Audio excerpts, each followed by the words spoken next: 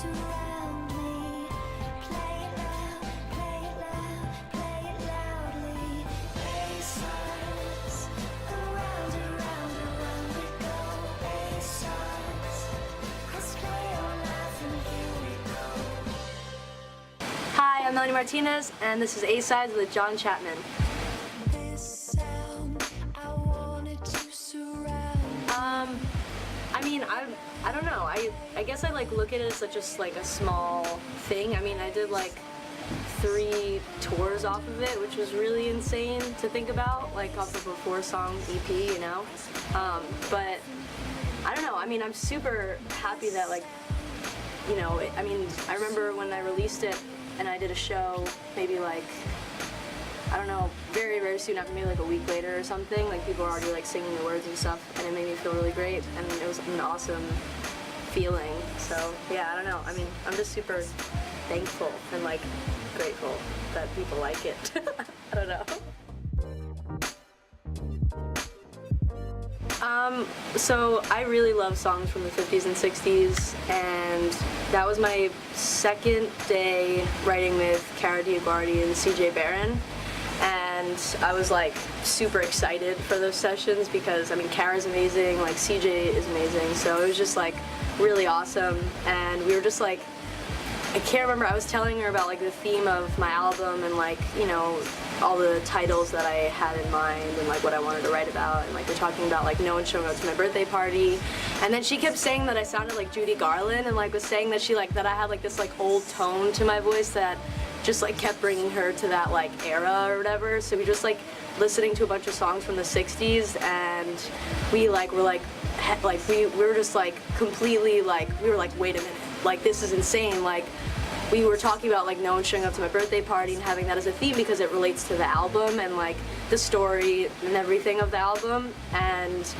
when we like remembered, you know, It's My Party, we were like, whoa, like this could be like so cool to kind of like have that influence, because I love music from that time, and it's already like a huge inspiration for me, like just in life, you know, and the way I dress, I love vintage, you know, clothes, and I collect vintage toys and stuff, so it was just like a perfect thing for me. I feel like it was just exciting for me to do, so yeah.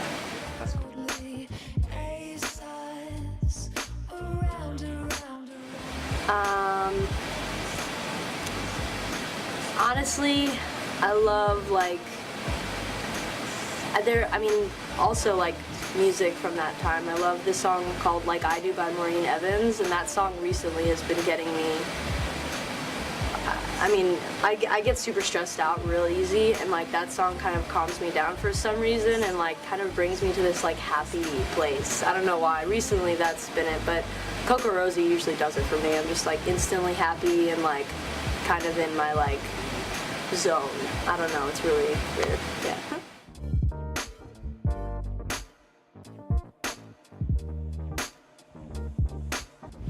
Totally. I actually, that's the first video that I directed, you know, but before that, like, I'm always super involved with videos, and I'm very particular of how things are in videos, so I just shot another one, and that one I actually got to be, like, since I wasn't in the video as much, I was able to kind of be behind the camera, and I was able to kind of direct it even more than I did in Pity Party, really. Like, Pity Party was like easy because like I was the only one in the video the whole time, so I was able to like, I like planned out all the shot lists and the storyboard and how I wanted everything and stuff, but for this one that I just shot, it was even cooler because there were other people that I was like directing, you know, and it was just so much fun. Yeah, I definitely plan on doing that more.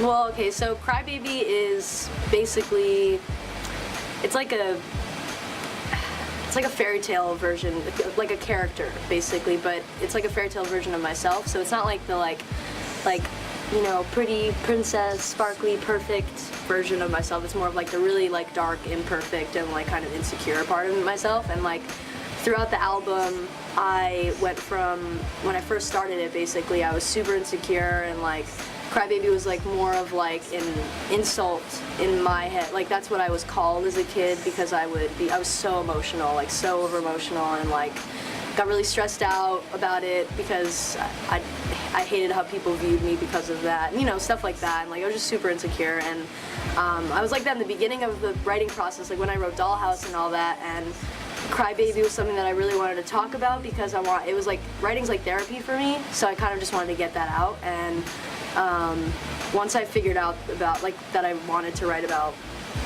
this, I kind of like eventually started getting more and more comfortable with myself after writing these songs, and kind of just like speaking about things that I was uncomfortable with and just like letting them go, and like just like putting them out there and like writing it down on paper like made me feel way better about it, and like singing about it and stuff. I don't know, but so basically like Crybaby, the character in the story, it's about her life, but it's really about my life, and she's like a little girl, so it's like from her perspective, so all of it is very like little kid themes, but it's super dark and very adult because it's my experiences, so it's like adult mixed with like childish things, and like it's like the contrast of that, and it's super dark and super explicit, but like it's like kind of just like, it was definitely like therapy for me because I became a way more confident and like comfortable with myself, like type of person or whatever, and she did too in the story, so it's interesting that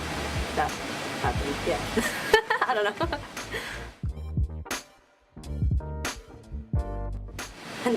No, I don't know. I don't know how that would work out. I wouldn't want to be like, if I ever had to like act or anything, or if I ever wanted to like get into it, I would definitely start with horror movies because I feel like that's like the only kind of thing I could be in. But I don't know. I feel like I would be too nervous. I mean, Jessica Lange is like an insane actor. You know, she's like insane. She's so like I wouldn't even.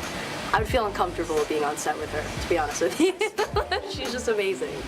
But yeah, that'd be cool, I guess. I don't know. I'd probably be like the one like in the corner eating like stuffed animals, and like would be like just there in the background. Yeah. All right, so I would say